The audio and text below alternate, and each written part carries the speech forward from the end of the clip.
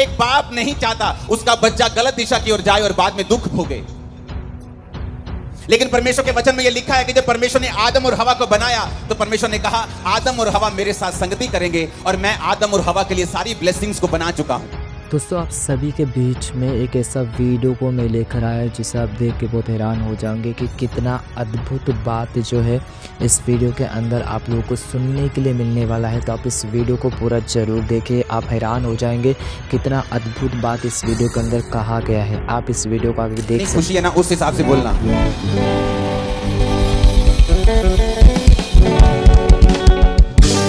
स्वागत है अमृतसर चर्च आपका खुदाबंद की प्रेजेंस में। जितने पास्टर्स यहां मौजूद हैं, मैंने अपनी कलीसिया को शुरू से सिखाया है कि पास्टर्स अपनी कलीसिया की गिनती से छोटा बड़ा नहीं होता है। या एक व्यक्ति आत्मा में जीवित है, एक चर्च जीवित है, उसकी गैदरिंग से मालूम नहीं होता है। प्रकाशित वाक्य में लिखा है कि तू मरा हुआ है, क्योंकि आप हैं जीवित चर्च। लोग बोलते जीवित चर्च मुर्दा चर्च भी होता है। प्रकाशित वाक्य में लिखा है तू मरा हुआ है, और तू ही है जो खुदा का एड्रेस है। या तो तू जीवित होगा या मरा हुआ होगा।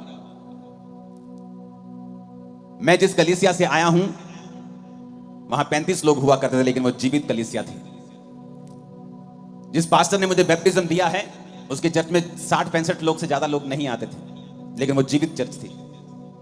तो आज जितने पास्टर्स यहां मौजूद हैं, पूरी कलीसिया उनका स्वागत करेगी और अब मैं आपका वेलकम करता हूं यहां पर खुदाबंद की प्रेजेंस में।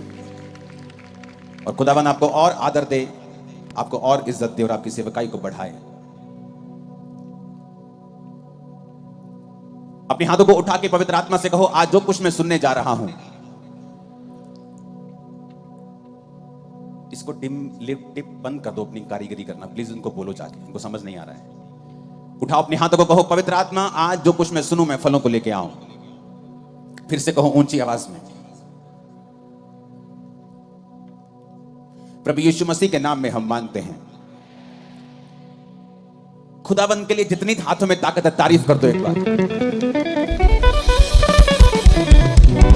जब अमृतसर में अंदर मीटिंग हुआ करती थी शहर में, तो मैंने अपनी टीम को बताया था कि तुम्हें जल्दी जगहें चेंज करनी पड़ेगी, क्योंकि जितने लोग मैं आत्मा में आने वाली मीटिंग्स में देख रहा हूं उतने शहर के अंदर कभी नहीं आएंगे। आज वही हुआ। आप शहर से कहीं दूर हैं, कहीं बड़ा पंडाल है उससे जो अमृतसर में अंदर रंजीत एवेन्यू में होता था। और मुझे पता है कि आप लोगों को परमेश्वर ने यहां पे क्यों भेजा है। ये वचन मैं घर से तैयार करके नहीं आया जो अब मैं आपको दे रहा हूं यहां पर, क्योंकि जैसे मैंने यहां पे प्रवेश किया पवित्र आत्मा ने कहा इनको बोल कि जो मेरे साथ वफादार नहीं रहते वो झूठ के ऊपर यकीन करने लगते हैं। फिर आप कहेंगे कि मैंने पक्का पता सी मैं बिजनेस से कामयाब होना, पर मैं होया नहीं, क्योंकि मैं 15 लोगों को देखिया ये बिजनेस से कामयाब होए, इन्होंने यही काम किया सी, पर मैं कामयाब नहीं होया। पता नहीं मेरी मैरिज सही जगह क्यों नहीं हुई, पता नहीं मेरी लाइफ में ये क्यों नहीं हुआ। परमेश्वर ने कहा जो मेरे साथ वफादार नहीं है वो झूठ के ऊपर यकीन करने लगते हैं। ऐसा परमेश्वर नहीं चाहता है। एक बाप नहीं चाहता उसका बच्चा गलत दिशा की ओर जाए और बाद में दुख भोगे। लेकिन परमेश्वर के वचन में यह लिखा है कि जब परमेश्वर ने आदम और हवा को बनाया तो परमेश्वर ने कहा आदम और हवा मेरे साथ संगति करेंगे और मैं आदम और हवा के लिए सारी ब्लेसिंग्स को बना चुका हूं। मैंने अदन का बाग बनाया, मैंने आदम के लिए पक्षी सब कुछ बनाया, आदम को लास्ट में बना के वीआईपी की तरह उस बाग में रख दिया। अब आदम तू मेरा पीछा करेगा, तो मेरी संगति करेगा और मैं सारे सुख जो तेरे लिए ही बनाए गए हैं मैं वो तुझे दे दूंगा। कहीं कभी आपको ऐसा महसूस नहीं हुआ कि ये सारे सुख परमेश्वर ने एक्चुअली में आदम और हवा के लिए बनाए थे? लेकिन आज उन्हीं सुखों के पीछे दुनिया पागल हुई फिरती है, चाहती है कि परमेश्वर मुझे ये सुख दे, लेकिन उनको मिलते नहीं। जब बनाए आप लोगों के लिए गए हैं, जब बनाए आदम के लिए गए हैं, तो फिर मिलते क्यों नहीं? क्योंकि परमेश्वर ने जब सुखों को बनाया तो एक कंडीशन लगाई थी कि जब तक आदम मेरे पीछे रहेगा, वो मेरी आराधना करेगा, वो मेरा पीछा करेगा, मेरी बंदगी करेगा, तब तक सारे सुख इसके पीछे रहेंगे। और जब आदम अपना मुंह मेरी ओर फेर लेगा, अपनी पीठ मेरी ओर कर देगा और सुखों की ओर भागने लगेगा, सुखों को बोला गया कि आदम को कभी मत मिलना, क्योंकि ये श्राप परमेश्वर ने पहले ही कह दिया था। परमेश्वर ने कहा जो मुझ पे यकीन नहीं करते और मुझसे भागते हैं, फिर वो झूठ के ऊपर यकीन करने लगते हैं।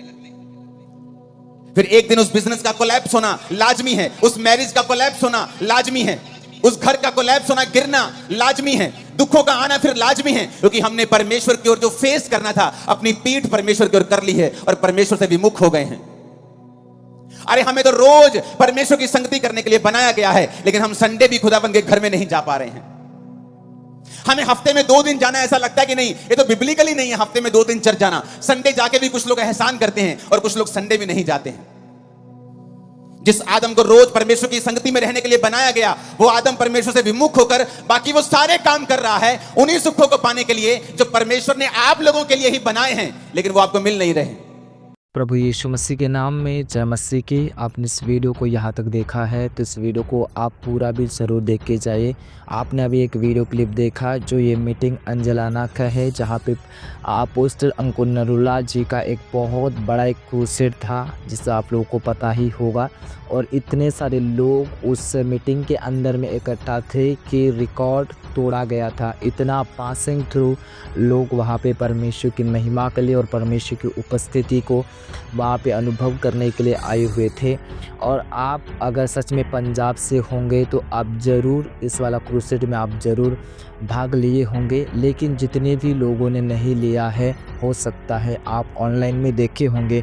लेकिन उस अंजलाना मीटिंग के अंदर में अपोस्टल अंकुर नरुला ने कुछ एक अद्भुत कुछ बातें जो है, कुछ प्रीचिंग जो है, कुछ बहुत महत्व वाला बात जो है इस वीडियो के अंदर हम लोगों को सिखाया गया है। आज बहुत सारे लोग हैं जो एक सुख की ओर भागते हैं, बहुत सारे लोग दुख की ओर नहीं भागना चाहते। लेकिन जब हम भजन संहिता अध्याय 119 वचन 73 वाला पद को जब पढ़ते तो लिखा हुआ है, वहाँ पे भजनकार कहता है जो दुख मेरे लिए हुआ वो मेरे लिए भला हुआ। क्योंकि जब हमारे जीवन में दुख होता है तब क्या होता है, हम लोग वीडियो को सीखते हैं, लेकिन आज कई सारे लोग संसार के सुख की ओर जाते हैं और दुख में पड़ते हैं। परमेश्वर कभी नहीं चाहता कि आप और मैं दुख में रहूं। अगर वो दुख में भी कभी रखता है तो वो अपनी दीदियों को सिखाता है। लेकिन आज कई सारे लोग सुख से दुख की ओर खुद भागते हैं, खुद वो बहुत सारी चीज़ों की ओर भागते हैं, बहुत सारी बातों की ओर भागते हैं, संसार की बातों की ओर भागते हुए वो लोग क्या कर जाते हैं, गिर जाते हैं। तो परमेश्वर ये चाहता है कि ऐसा ना गिरे, परमेश्वर में बने रहे, परमेश्वर में हमेशा आनंदित रहे। पौलुस बार बार कहता था कि आनंदित रहो, आनंदित रहो। क्यों? क्योंकि वो दुख में रहने के बावजूद भी वो चीज़ को लिखता था कि मुझे कष्ट नहीं लगता है लिखने के लिए कि तुम आनंदित रहो। याद रखिए मेरे प्रियो, परमेश्वर आप लोगों से प्रेम करता है।